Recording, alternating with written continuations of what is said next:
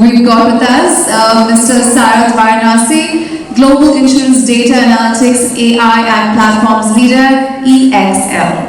Allow me to introduce you to everybody, sir. He closely works with the world's leading insurers and financial service organizations to turn AI ambition into operational reality, from agentic systems in claims and underwriting to maximizing returns from distribution channels and actuarial pricing models. Ladies and gentlemen, let's put our hands together for everybody. Come on.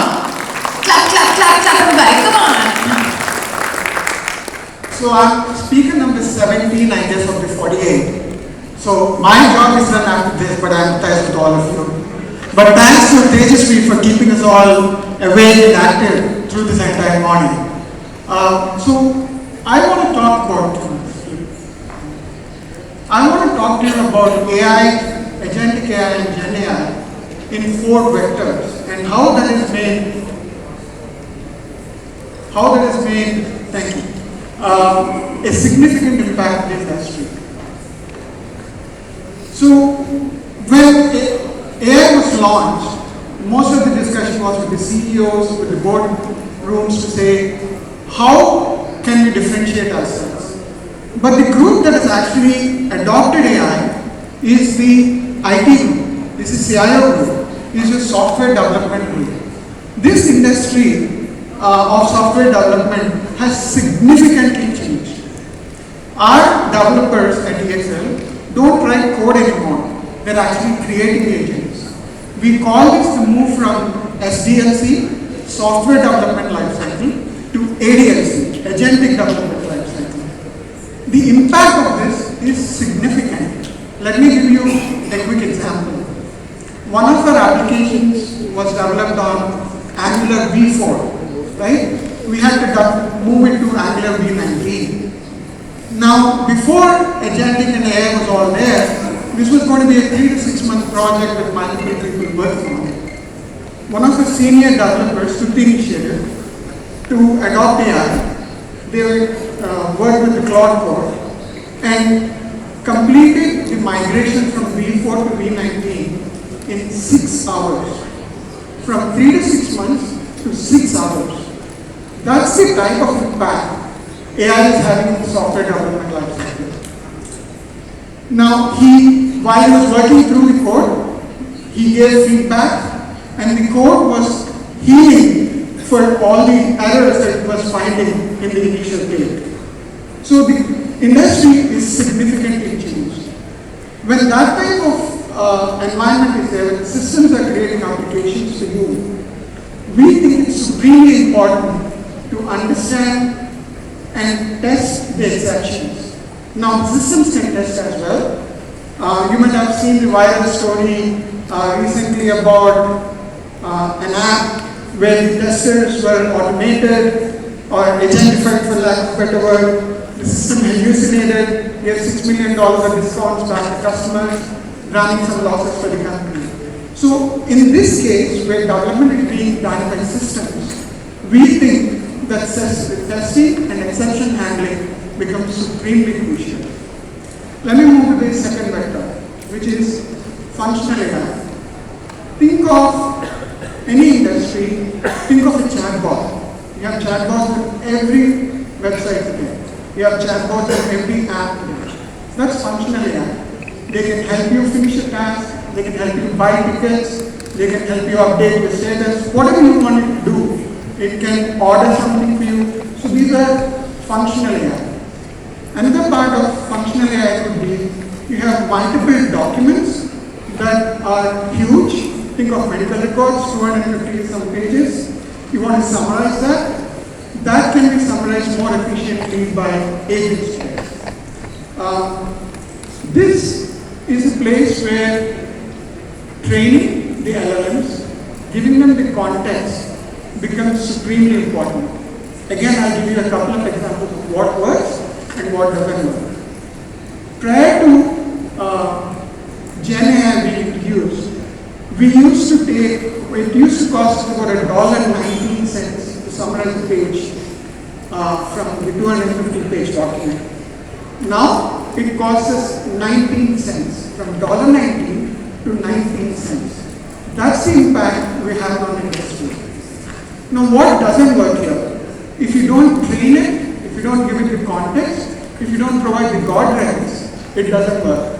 One of our developers was actually ordering something from an app.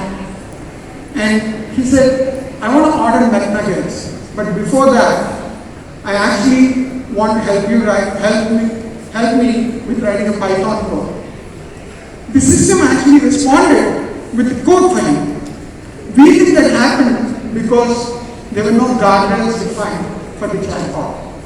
So that's where in functional AI, as you're adopting ready-made tools, context and guardrails become supremely important. I'll move to the third vector, which is AI in the workflow.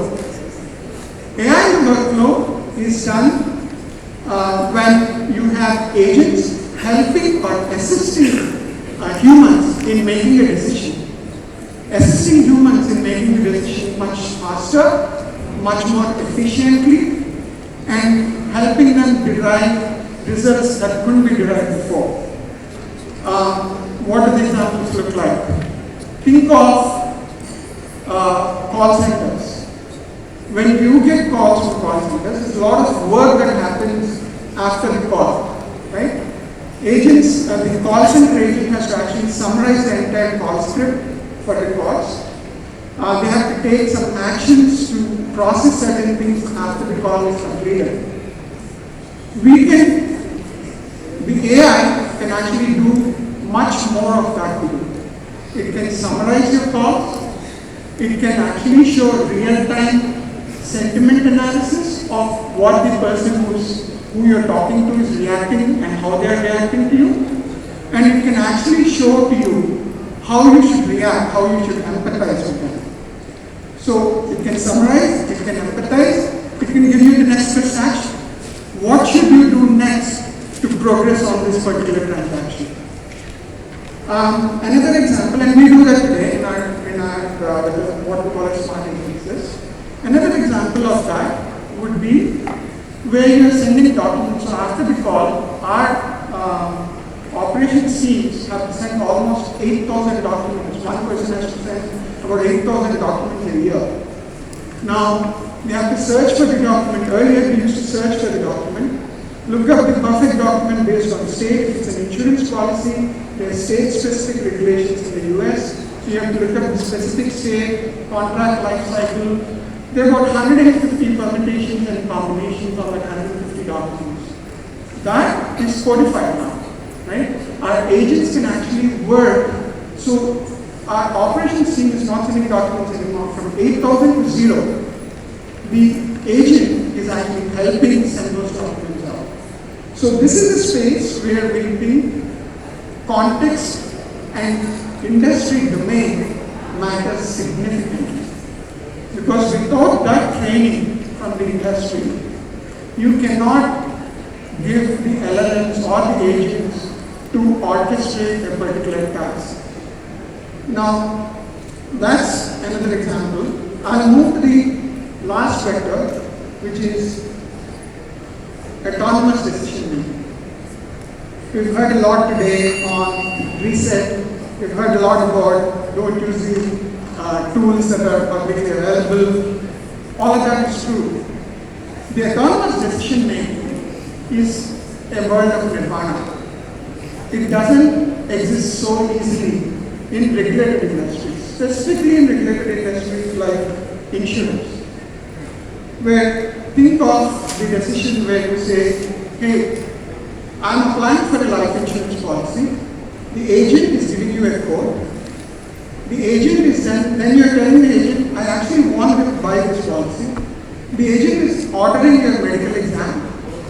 The medical exam results are integrated back into the system. The agent is looking at your risk stratification based on the ailments that come out. We have diabetes, we have BP, whatever. The agent is looking at stratification of your risk score. Then it is rating you based on your stratification and then telling you what your premium will be. And then it's binding the policy. That is world of nirvana. We're seeing that happen in some spaces, not widely.